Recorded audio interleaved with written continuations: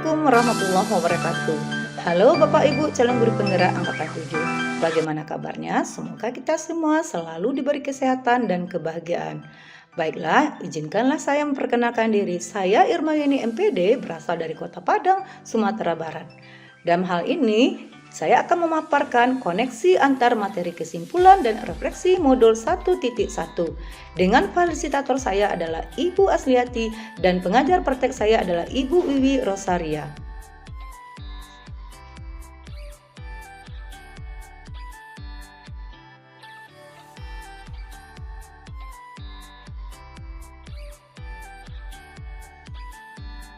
Baiklah, pada kesempatan kali ini saya akan merefleksi diri dengan 3 pertanyaan. Yang pertama, apa yang saya percaya tentang murid dan pembelajaran di kelas sebelum saya mempelajari modul 1.1.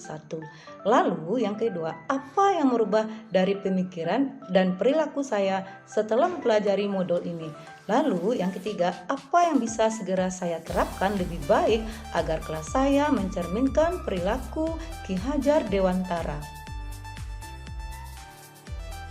Saya percaya murid dan pembelajaran di kelas sebelum saya mempelajari modul 1.1 bahwa yang pertama, peran guru lebih dominan dibandingkan peserta didik.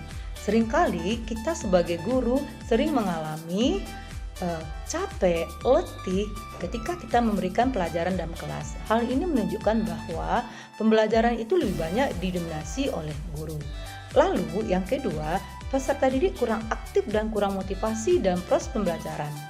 Seringkali ketika saya memberikan pelajaran dalam kelas, saya sering mengalami suasana kelas yang diam dan kaku.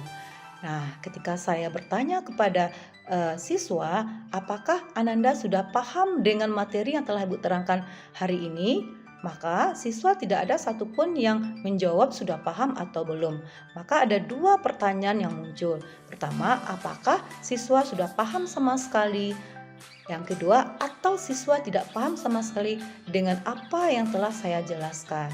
Lalu yang keempat, kurang memahami karakteristik peserta didik. Nah, dalam hal ini terkadang ketika saya memberikan pelajaran, menerangkan pelajaran dalam kelas, saya menuntut semua siswa itu mendengarkan apa yang telah saya jelaskan.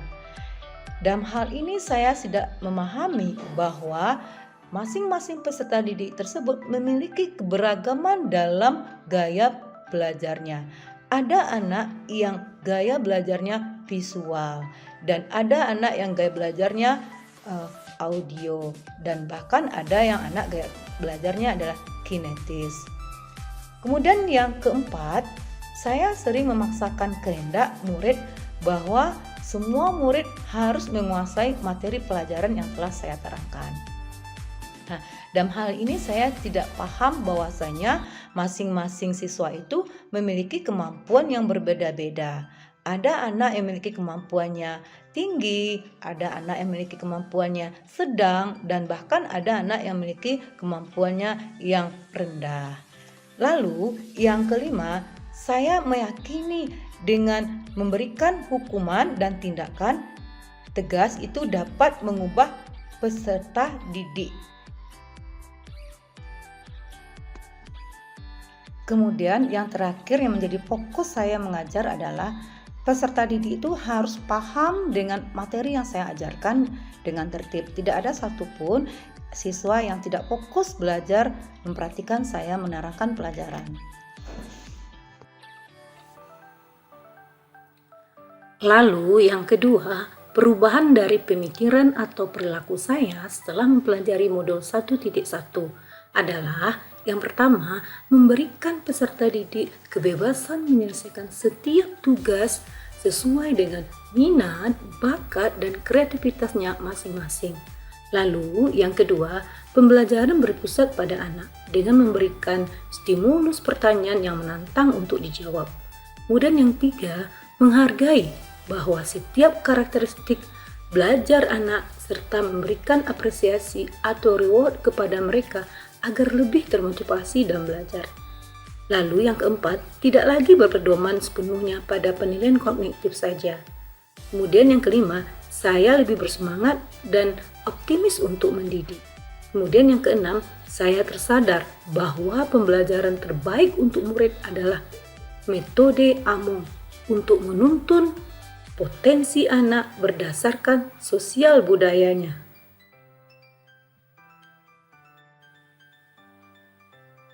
Kemudian selanjutnya yang ketujuh, saya menyadari akan memberikan pembelajaran dengan tuntunan, memberikan kebebasan kepada murid untuk belajar sesuai kebutuhan dan kemerdekaan belajarnya. Kemudian yang kedelapan, proses pembelajaran harus dilaksanakan untuk mengembangkan semua potensi anak, baik budi pekerti, pikiran maupun tubuhnya, agar menjadi anak yang selamat dan bahagia. Kemudian selanjutnya pertanyaan ketiga, apa yang bisa segera saya terapkan lebih baik agar kelas saya mencerminkan pemikiran Ki Hajar Dewantara? Yang pertama adalah saya akan menumbuh kembangkan pendidikan karakter peserta didik dengan pembiasaan budaya positif di sekolah serta membudayakan budaya lokal untuk mentransformasikan pendidikan karakter peserta didik.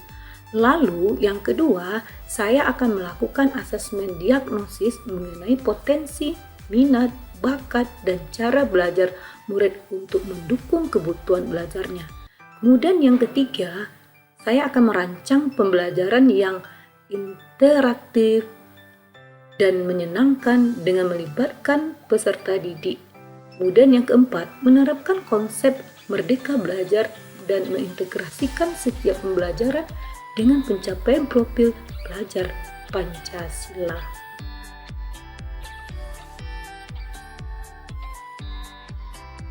Kemudian yang kelima, pembelajaran yang mengintegrasikan budi pekerti.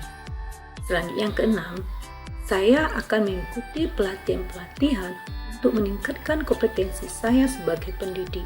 Lalu yang ketujuh, sebagai seorang pendidik, saya harus lebih among lagi dalam menuntun segala kodrat yang ada pada anak.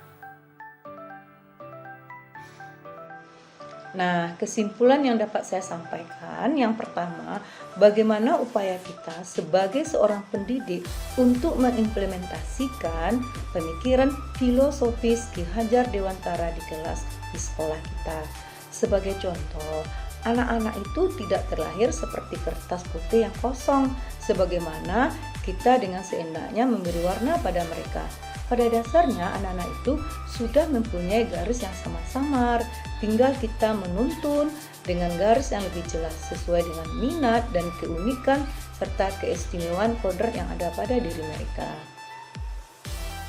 Lalu yang kedua, pendidikan itu bukan menuntut ilmu saja, tetapi kita juga sebagai seorang pendidik dapat memberikan contoh suri teladan yang baik kepada mereka dengan menuntun mereka untuk memiliki profil pelajar Pancasila berbudi pekerti yang baik sesuai dengan amanah Ki Hajar Dewantara. Nah, Bapak Ibu yang hebat, demikian saja pemaparan materi saya terkait dengan koneksi antar materi pemikiran Ki Hajar Dewantara. Terima kasih bagi yang menonton video ini sampai selesai. Mohon maaf jika ada salah dari penyampaian materi saya. Dan saya akhiri dengan Assalamualaikum warahmatullahi wabarakatuh.